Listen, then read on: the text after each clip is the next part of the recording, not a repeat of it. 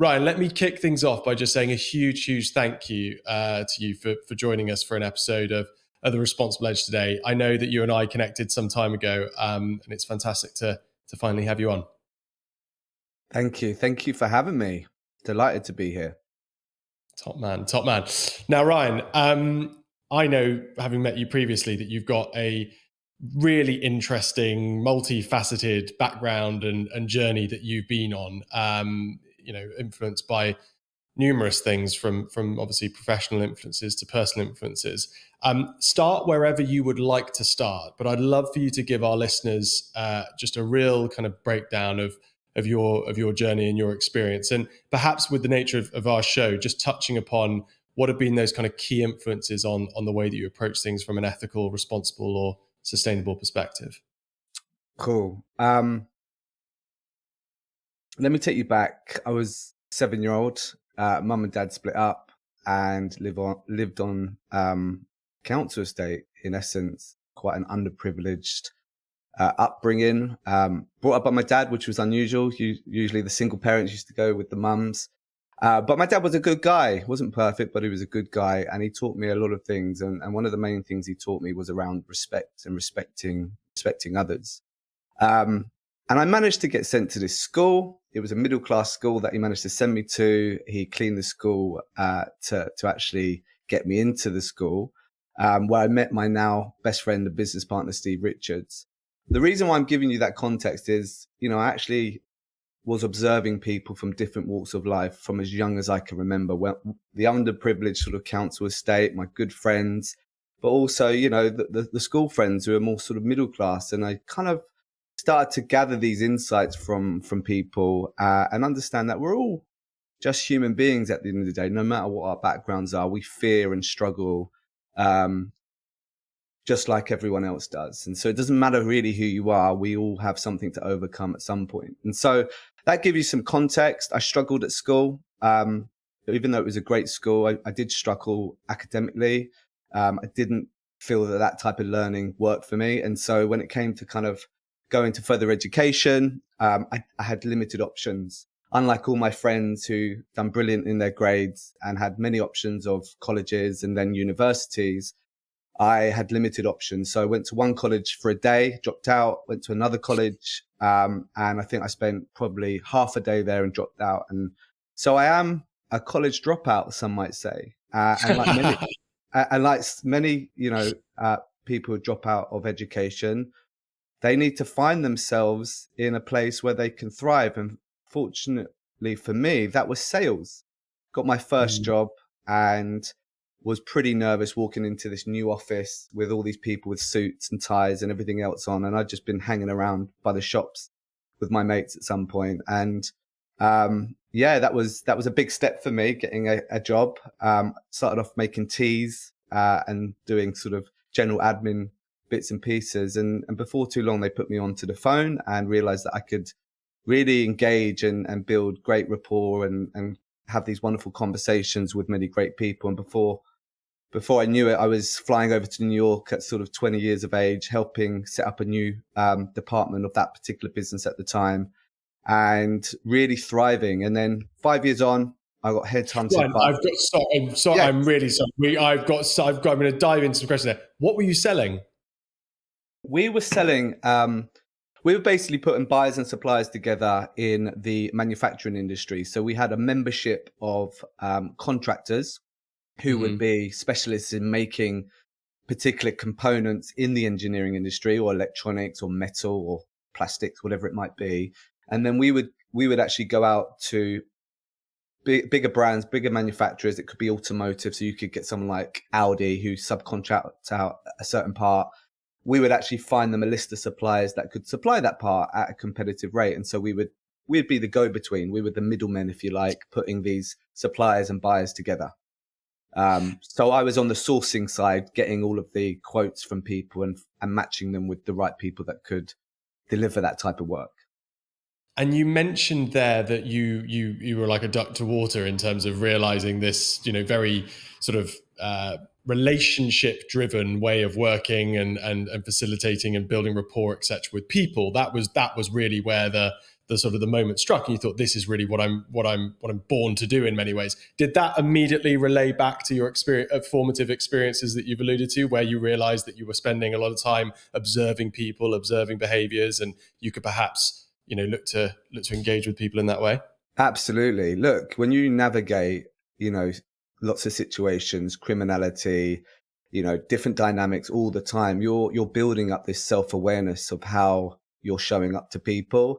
And so I always had that mindset of, it was one rule actually to begin with. I always wanted to leave people feeling better after interacting with me than worse. I'm a natural optimist, which I found out later in life. And that was the one sort of mantra that I had, which is, I never want people to feel worse after interacting with me. And that was it. And so my whole behavior was around respect and treating people fairly. But interestingly enough, when I got headhunted by Yellow Pages, which kind of connects with what you're talking about, I went from being a big fish in a small pond at that first company to a very, very small fish in a massive pond, because they were the largest sales organization at the time, Yellow Pages. Everyone advertised in Yellow Pages. It was pre-Google. And I remember starting, and I'd done all the amazing training that they would give you, and I got put on the phone, and I spent 2 weeks. I couldn't sell anything. So I went from being like the top performer to like this guy that thought I could be really great, and I didn't sell anything. I said to my dad, what's happening? Why can't I sell anything? And he said, well, what are you doing? And I said, well, I'm following the scripts. And he said, well, that's the problem. You're not being yourself. You're not showing what made you unique. You're not showing your character. And so from that moment on, the light bulb dropped, and I went from selling ads for £75 over the phone in that same business to progressing and looking after one of the largest multi-million-pound portfolios. And for me, that was a real realization that my behavior, not my academic results, especially within that business, could transcend and actually change my life for the better. And so it wasn't about the gift of the gab. It wasn't about, what kind of the stereotypical salesperson might be given as a label. This was the ability really to build trust with more people. And this is about building good relationships. And so, my experience in sales really taught me around behavior.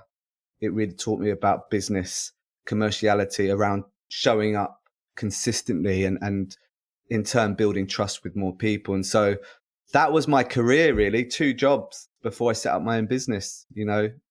First Index, as it was once called, to Yellow Pages, and going from the bottom in that company to the top. And I remember my manager in Yellow Pages, in the sort of final chapter of my time at Yale, he said, have you heard of this thing called emotional intelligence? And I said, no.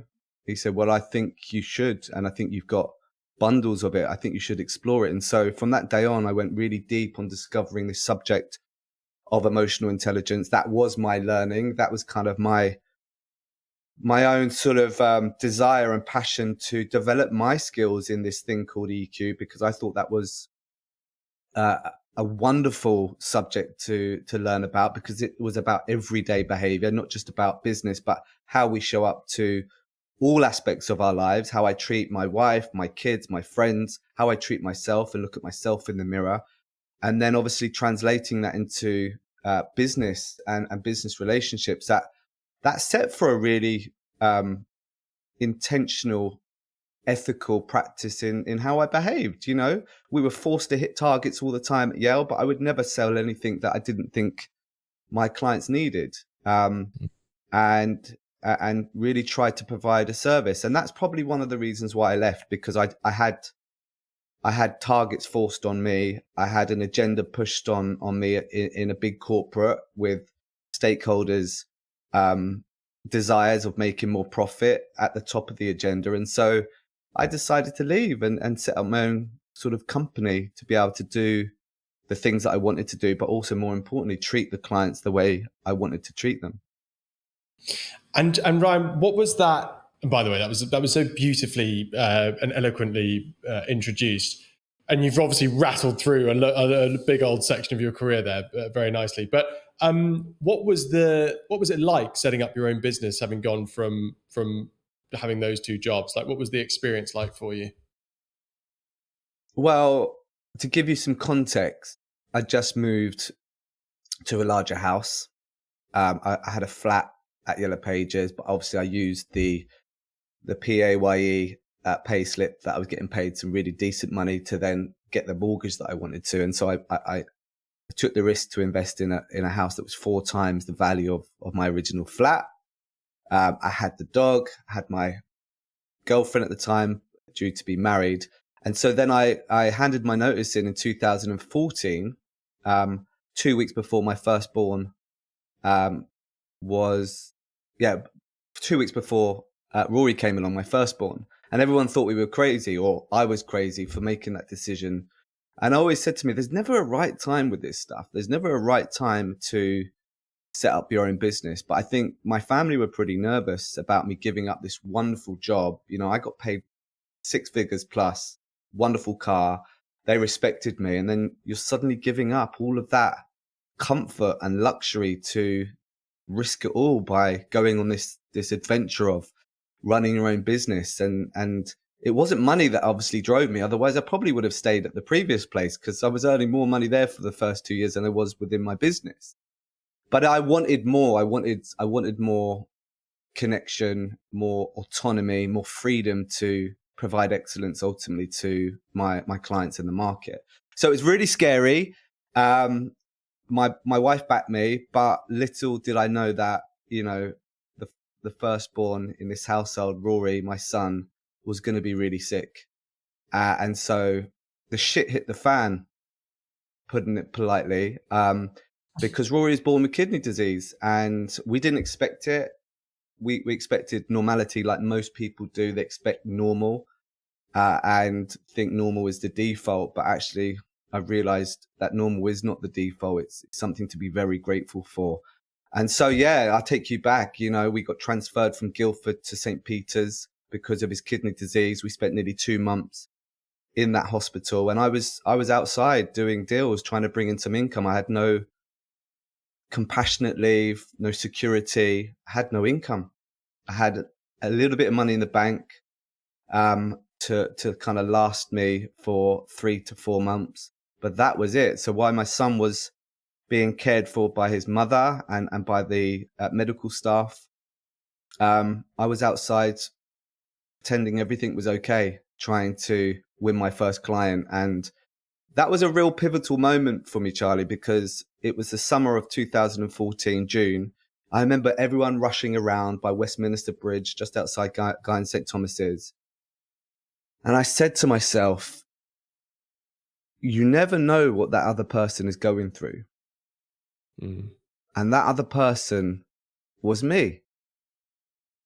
It was the first time it was me that had the weight of the world on my shoulders. And I had to kind of dig deep in that moment, and I had choices. And the choice was go back. But could I go back because there was so much uncertainty, or go forward? And I went forward, and we went forward, not just me, but my wife. You know, we went forward as a unit. And we got through that difficult time. So in answer to the question, it was very, very difficult and it wasn't normal. It wasn't straightforward. And while I was setting up a business and trying to stabilize things and get an income while providing excellence to my clients, while, you know, looking after my people, you know, the staff at Jago, not giving them too much and not bringing them into, you know, my pain and trauma too much, because I wanted them to thrive and ultimately provide the services that they needed to provide to our clients. I was juggling this other thing behind the scenes, not knowing what was going to happen to my son. Could he play football? You know, what was going to happen? You know, the uncertainty was horrible, really, and very difficult. But things stabilized, and you know, time is a healer, and you get used to it. You get used to your, you know, differences as a family with his, you know, condition. And then 18 months later, my second born, Grace, was born 18 months later in 2015. And we thought we were going to have a straightforward situation with Grace, but we didn't. Unfortunately, Grace came out and she suffered a pretty major brain injury at birth, suffered a lack of oxygen to the brain. And she had something called HIE grade 3, which was complex term, an acronym for basically, lack of blood flow and oxygen to the brain and body. And the prognosis was 100% death or severe disabilities. And she had something called cooling. They put her in a cooling chamber after resuscitating her for nearly 10 minutes. She took a gasp, but then they had a new problem, which was to preserve the brain from further injury. And they put her in this cooling chamber for 3 days, trying to prevent any further damage. That was horrific. We then get transferred from Guildford to St. Peter's, so we didn't bring Grace home. And that was Christmas time, the 23rd of December 2015. So we spent, a few nights at the hospital wondering whether Grace was going to be there in the morning. And I remember again at that time, helpless, on my knees, praying for a miracle, Charlie, praying for a miracle, wondering whether I could, talk to my daughter. And so it was horrific. If you can imagine, lightning did strike twice and it just didn't feel real.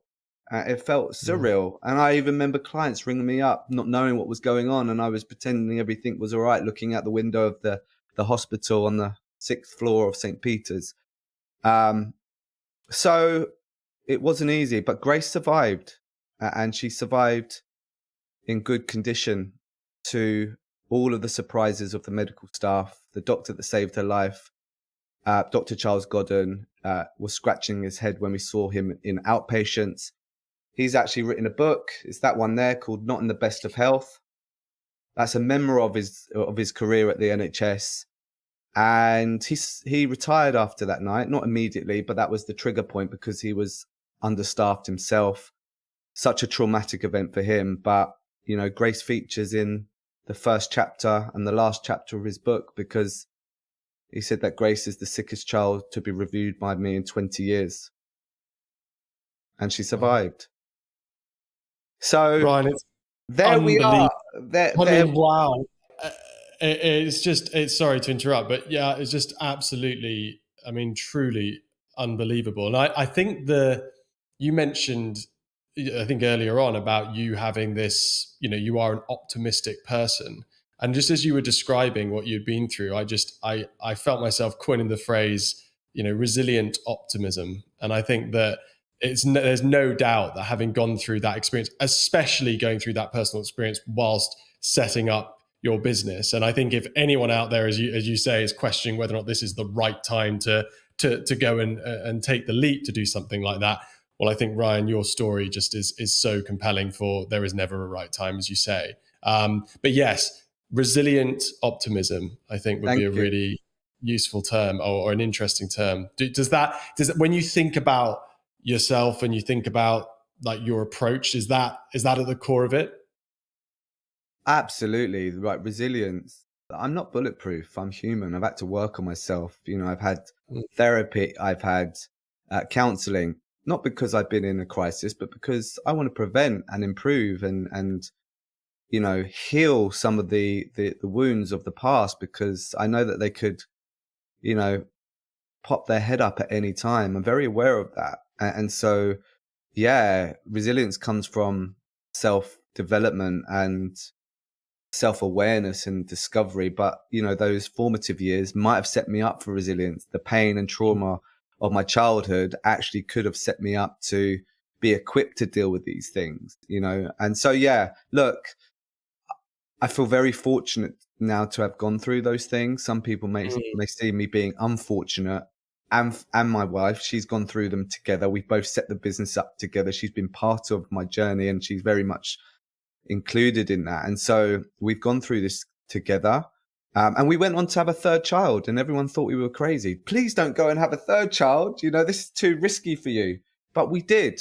And it paid off big time because, we had an incredible experience in 2019. And one of the happiest moments for me, Charlie, was seeing my wife hold our daughter, Bonnie, without any complications. That normal experience was one of the most wonderful memories I will ever hold. And so that's where we're at. Bonnie was born the day before my wife's birthday, discharged on my wife's birthday, which was the 9th of November. And we are where we are, and so that's what's changed my whole outlook, Charlie. I wasn't always purpose driven. Yes, I had this inner desire to treat people well, but actually my consciousness around purpose was really triggered not through me finding it, but through it finding me. And Ryan, I knew this would happen. I've got so many questions to ask, and we're literally almost at the 20-minute mark. Let me ask you, we haven't even really clarified for our listeners exactly what Jago does as an entity. So perhaps just on that last point, in terms of the purpose-driven aspect of what you are doing now and the focus that you have, can you just give the guys an introduction to Jago and the work that you do? Absolutely. So for context, what we were doing when I first set the business up with a full service marketing business, but through these events, traumatic events, I really kind of started to think about what I was doing and what I wanted to do. It wasn't just about making money. I needed more than that. And so we shaped the business to focus on one thing. And that one thing is now focusing on helping people to find their purpose, raise their profile, and ultimately attract the right people that they can serve. The market calls it personal branding. We can call it scaling your reputation. But ultimately, we work with fantastic entrepreneurs, inspiring leaders to really distill down what it is they stand for, find their value, and help them communicate that to the world. Beautifully summarized and introduced. Let's touch on, for me, what was it about moving from a full service marketing agency to working with individuals on their scaling of reputation? What was the thing from a purpose perspective, and touching upon the experiences that you've just introduced us to or shared with us? Like what led you to that being the outlet, if you like, for having this impact that you wanted to have? Well, me and my business partner, Steve, we've always been people first. We've always been natural encouragers, promoters, coaches, whatever it might be that you call that. And so we tried to do that as much as we could with selling digital products. But ultimately, those digital products are for someone else's gain in some way or another. So we didn't feel like there was a direct access to have the impact that we wanted. And by chance, what happened was I met this client called Gary, and he had this business, or more of a facade, if you like, that looked like a much bigger business. And I challenged him with that and said, look, if you want us to help you with your brand, because he came to us to try and help him with his brand and digital marketing at the time, because that's what we did. And I met with him. I said, I think you should change the name to You, because everyone talks about you, not the brand. The brand's not really that effective anyway.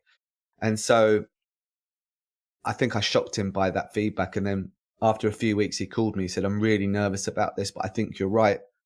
And so we went on this journey with him to help him build his brand. But we started to do things like recording him, like in his events, the way he would present himself, and then helping him with some of the sort of comms around that. And someone once said, do you know what you're doing is personal branding? And I said, no, I don't. But I love it because it's working with the people. It's making the people more authentic, or at least helping them present themselves more authentically, and seeing the breakthroughs with that exercise of people feeling like they can be them true selves, and receiving the rewards because of that. I was like, that's what I want. I want to go all in on this. And because we've been doing EQ, and I was fascinated with the emotional intelligence stuff, and my co-founder was an anthropologist. He spent his time in, previous time before he joined Jago, in 83 different countries working for World Vision in some of the world's poorest countries as a communication specialist. Well, we said, we clashed these skills together: understanding of people and culture, understanding on behaviors and, human behaviors and emotions through the EQ stuff.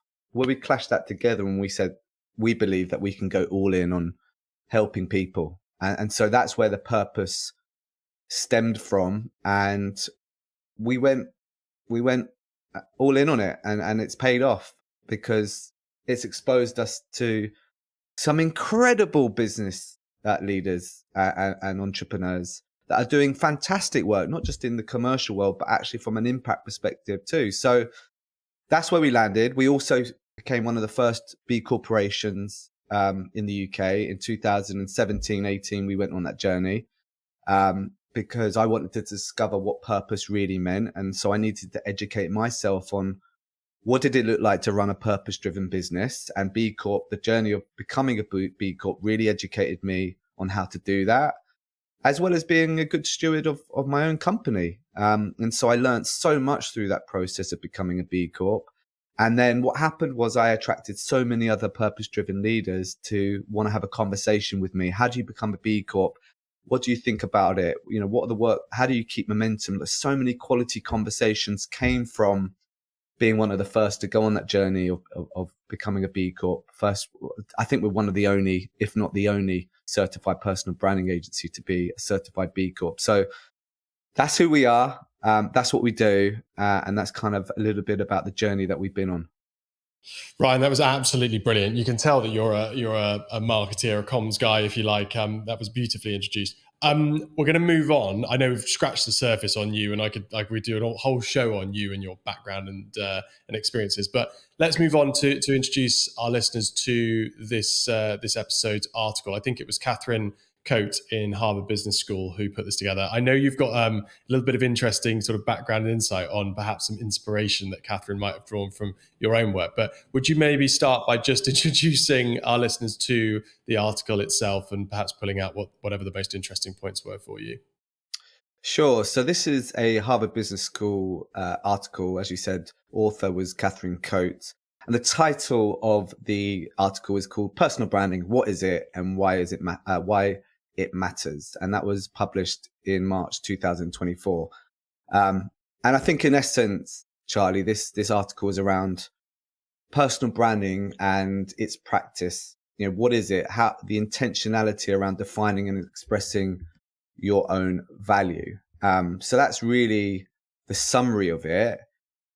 The rewards of doing it correctly, i.e. making sure that you capture who it is you really are and what you stand for. And also, what is it that you're good at? You know, what's your commercial value? We call that positioning. You know, what's your value proposition? If you get that right, then what that should do, as long as it's communicated effectively, it should allow you to attract the right types of people to your business. The problem is many business owners do not think they're interesting. They don't know what they stand for, right? They know their job title, but when it comes to putting themselves out there, actively, intentionally putting themselves out there, then there's a nervousness to do that. And the reason why there's a nervousness is, one, I'm scared of being judged, or I might not be good enough. But two, it's kind of, if I am going to do it, what does that actually look like? What's the clarity around who I am and what I stand for? And the truth is, lots of people ask themselves that question, but may not give them the time or permission to go through that process of introspection and self-discovery. And so, big question is, who am I? What's my purpose? What place do I have in the world?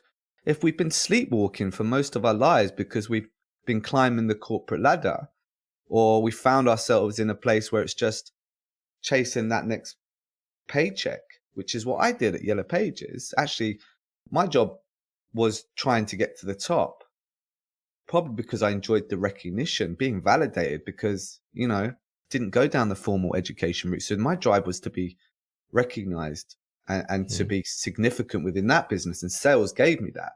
That's probably why I left, because once you get to the top, you're like, well, there's nowhere for me to go. But I didn't really know who I was. I was playing a system, a game, the corporate game. So leaving that, I lost all my reputation because it was all tied within that organization. Setting up my business, no one really knew me for that new business. So if they did And know right, me, then it would have been a lot easier for me to establish that. So this article is around how do you build, in my opinion, it's really talking about how do you build an authentic personal brand. When we talk about understanding who we are and what we stand for, that's about being able to represent yourself authentically rather than fitting into a cookie cutter approach where you might have seen someone else build their personal brand and do pretty well from it. You don't have to follow that path.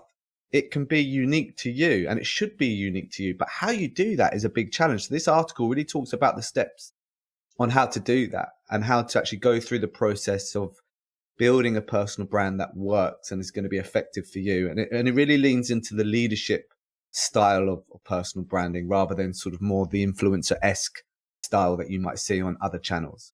So this is about leadership, in my opinion, building it in a way that really serves you, but also the business and market that you operate in. And right, and Brian, just to pick up on, you mentioned about your own experience at Yale and how, essentially the purpose, the intention, if you like, was to just to rise, if you like, within the organization. Is there almost I mean, the term company man comes to mind when it comes to, if somebody has worked their way through an organization, a big organization, and found themselves in a leadership role, is it really difficult to kind of unpick, if you like, and to find that authenticity? Because essentially what they've done in order to get to that point is probably just adopted the out of the box values of the organization itself in order to enable them to rise as they have. Is that a typical problem for a leader who has sort of evolved themselves through an organization when it comes to finding that authentic personal brand? I think it is, yeah. If they work for someone else and they've been shaped in a certain way, it's very hard to be unique in a business that wants to, depends on what type of business. Corporate settings have typically, bred people to look similar. You only have to go to London and see it, in the city where people will look quite similar. And so having that courage to step out of that and say, I can be myself within this organization. But not everyone's willing to do that. And also some corporations are not willing to accept that. And that depends on what that looks like, because, being authentic isn't just speaking your mind or, being an arse to people. It's not an excuse. It's not an excuse to be, show poor behavior. Actually, this is about understanding yourself and actually understanding how to behave that's conducive to you and others. For me, that's real authenticity, and that starts from self-awareness. So in answer to your question, yes, it can be difficult, especially being in quite a lonely place at times within the corporate setting. You're trying to fit in, aren't you, all the time, because you're scared of maybe getting demoted or maybe being pushed aside if you show too much uniqueness or whatever it might be, or whatever pressures you might face within the big corporates. I think it is difficult. And you will have to ignore the naysayers, because people will go, oh, you're building your personal brand or you're putting content out there. There are always people out there that are willing to judge you. But the truth is, if they're judging you, they're judging themselves. The first people that judge other people are always because they're insecure or they're judging themselves. So you're going to have to kind of rise through that, or rise above that, should I say, and be willing to accept that change is inevitable for all of us. Some of it's more subtle, but we change and evolve. Our characters change and evolve whether we like it or not. But it's up to us to take responsibility for that change.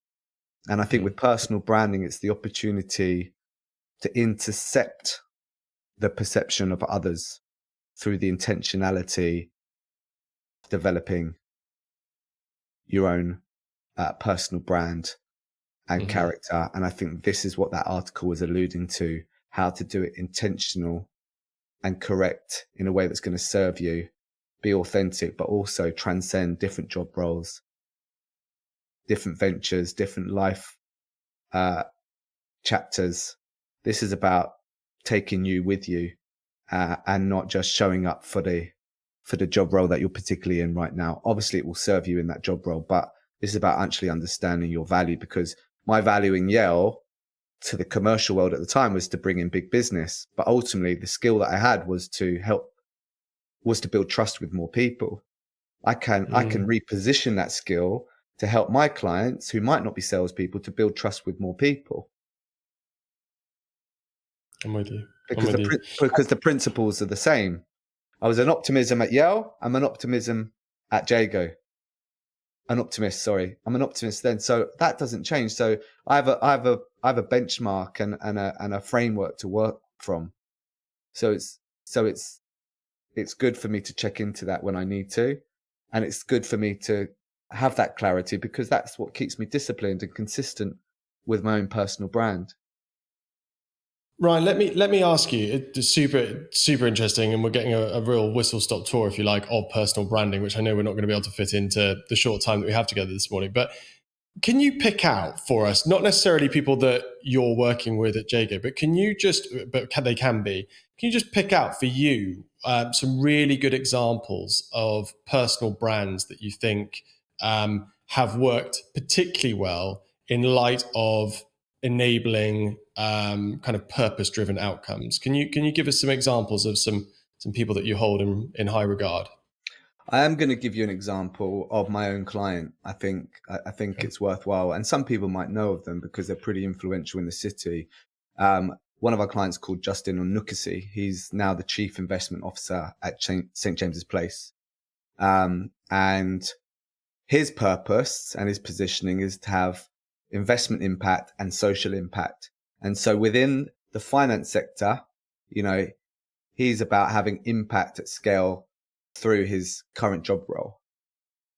But over here, we've got this incredible mentorship group called N Circle, where you've got, I think, probably over 1,000 predominantly Black finance specialists that are looking to climb up the ladder in the finance world. And so he gives up a lot of his time mentoring and sponsoring, these finance specialists to really give them access to the insights to help them progress in their careers. And so for me, that really ignites a lot of energy within me, because I see this person who's super, super busy could switch off to all of the sort of impact stuff and sort of social responsibility stuff and just go for it and just look after himself, but he doesn't.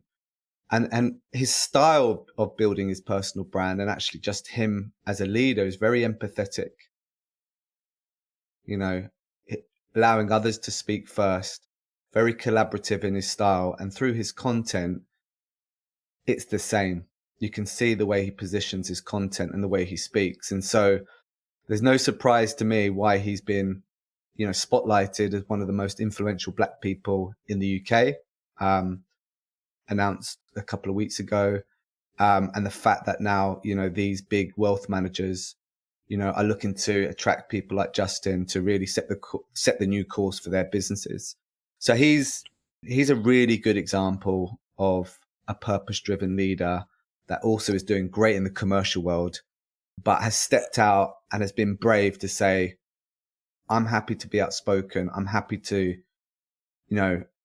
invest my time in these areas over here as well. And, not just play the game, the commercial game. And Ryan, out of interest, I've forgotten the chap's name. Justin. With Justin, is when you started working with him, was he already investing his time in these mentoring programs, etc.? And it just happened to be that you guys had that to then work with to think about how do we best position this from a content perspective. And if that is the case, what's your thoughts on the process that a leader can go through if they aren't currently and naturally doing those sorts of things, in order to ensure that when they do build their personal brand, that it really does come across as authentic and it doesn't come across as simply a branding exercise, if you like, adopted at the personal level? Just touch on that for us. Yeah, so Justin was already doing this stuff. He already had a well-established personal brand. And for him, it was about a strategy of understanding what not to do and being quite disciplined on where we invest our time, but also organizing, those thoughts and ideas into something meaningful. And so giving clarity around what it is his positioning is what we did through the work that we did. And that doesn't change whether it's someone who's established, but maybe, you know, um, has a challenge of understanding what that looks like in a distilled way to someone who's not started. And so the process is the same. So in terms of what we do, it's like, I won't go into the actual details of each step, but in essence, it's a process of introspection, looking inwardly, what makes you tick the way you tick? Understanding that is really important because that shapes some of our purpose. Yeah. Some of those early stories, some of those, social environments that have conditioned us, some of those setbacks, some of those opportunities, some of those job roles, whatever it might be, that, some of those traumas, that they will shape us in some way or another. So it's important to understand that because that's what can drive us forward.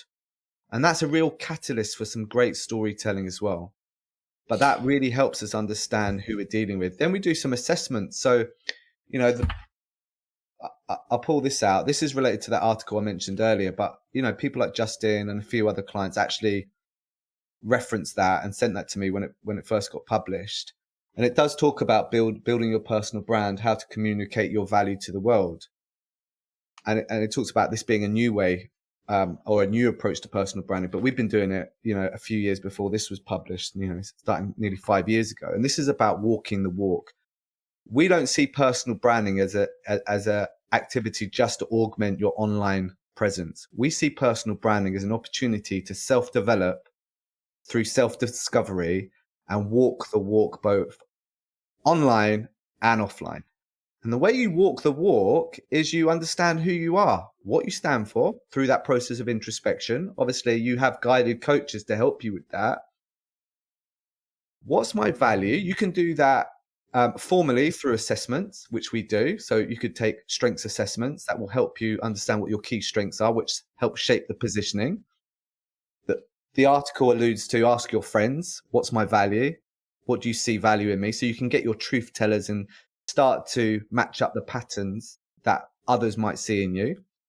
And then some assessments. So, we do an EQ assessment because we believe that emotional intelligence is the toolkit really in order to bring consistency in your behavior. And that's how you walk the walk. It mentions about walking the walk. It mentions about how you turn up to maybe someone who's not at a senior level. Do you change the way you approach them? For me, that's just playing the game. Actually, walking the walk is being respectful to everyone because for me, that has a compounding impact on your reputation because people talk, people see, people observe. And so that consistency is the stuff that builds trust. And even more than trust, it builds respect. So I think in summary, to represent yourself authentically, you've got to really know yourself.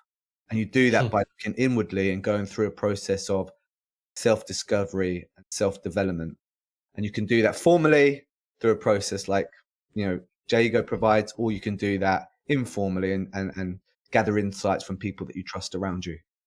And Ryan, in light of that, how many clients of yours have you worked with on this introspective discovery phase, if you like, who have then ultimately realized that the current organization that they're working with isn't the right organization for them?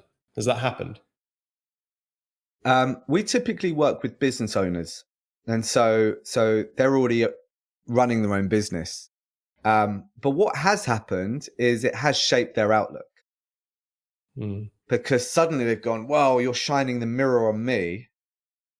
And suddenly, and that's tough, by the way, having to face yourself in the mirror at times and have that honest conversation about where am I, what's my relevance, and what is my business doing? And so through that process, have we shaped leaders in their behavior? Have they become more effective, more purpose-driven, more heart-led? 100%. 100%, because we highlight the gaps in their leadership. We highlight the opportunities in their leadership. Part of that is social responsibility, empathy, all of those key things that make, in my opinion, a really effective leader that thinks about others, about the impact that they're having both on the people and the world around them. Well, it's brilliant to know that you're out there doing this work, because if we can have leaders across the board that are, that adopt more of these principles in the way that they approach things, I think the better. So it's fantastic, Ryan. Can you believe we've absolutely rattled through our conversation this morning? I'll end things now with the magic wand question. So, Ryan, if I was to hand you a magic wand, you could change one thing about the commercial world this instant. What would that one thing be?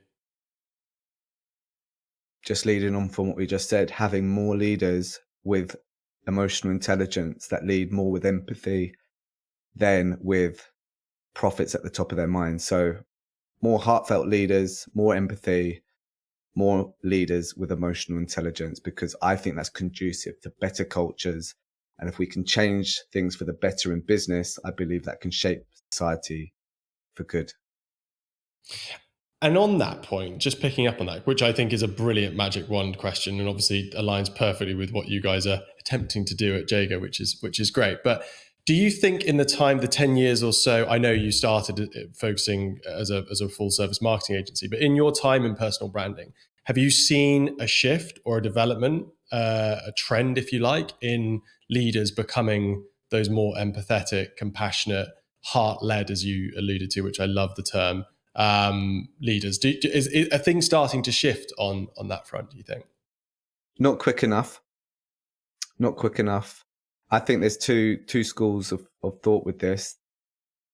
Sometimes I think it's getting worse, especially with what I see, people putting out there from a content perspective.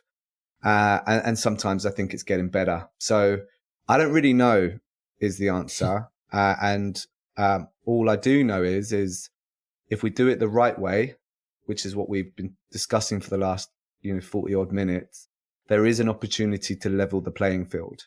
And so I do believe there's a load of great people out there wanting to shape things for the better. So in my arena, it feels like it's improving, but I'm under no illusion that things are difficult in some areas too. So we can only do our bit, and we're planning to do our bit and to continue to grow and increase that impact through the clients that we work with. That's ultimately how we can have an impact at scale, is to work with more fantastic business leaders to have that positive impact that we aspire to have. Fantastic, Ryan. We can only do our bit. I think that's a brilliant way to end it.